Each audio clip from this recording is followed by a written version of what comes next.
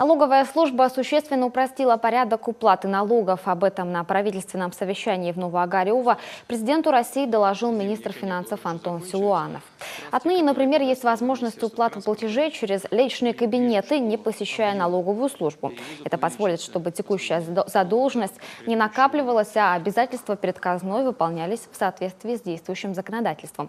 Владимир Путин поинтересовался, и как выполняются его поручения, озвученные накануне Нового года. Антон Германович, я просил подготовить и реализовать в законе мероприятия по списанию гражданам и индивидуальным предпринимателям просроченной налоговой задолженности. Пожалуйста. Да, Владимир Владимирович, вы поставили 3 задачи. В первую очередь это списание просроченной налоговой задолженности гражданам и индивидуальными предпринимателями. Вторая задача – это освобождение от земельного налога 6 соток для отдельных категорий граждан. Это и инвалиды, и ветераны войны, герои, и ряд других категорий граждан. Пенсионеры по старости. И пенсионеры, да.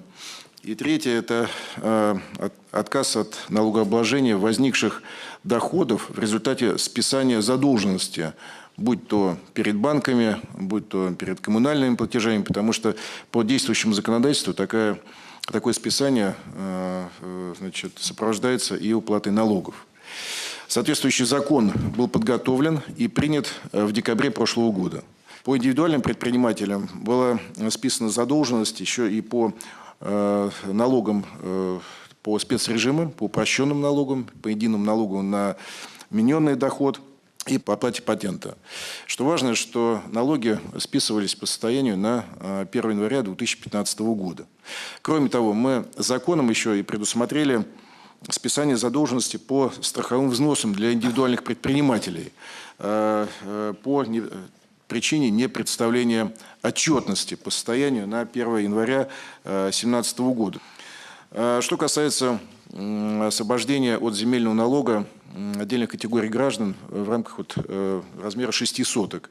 Хочу сказать, что эта норма действует с 1 января 2017 года, то есть тем отдельным категориям гражданам в текущем году уже не нужно будет платить налог за предыдущий год. Именно такую норму предусматривает закон.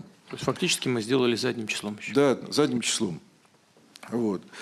Значит, по так называемым условным доходам при списании долгов таким правом воспользуются около 2 миллионов человек, и сумма списания составит порядка 22 миллиардов рублей. Хорошо, спасибо. Таким образом, фактически государство расчищает долги граждан и предпринимателей, накопленные до 2015 года. Снимает с них определенные обязательства, предоставляет шанс на второе дыхание. При этом в Минфине подчеркнули, уплата текущих налогов должна осуществляться в соответствии с действующим законодательством.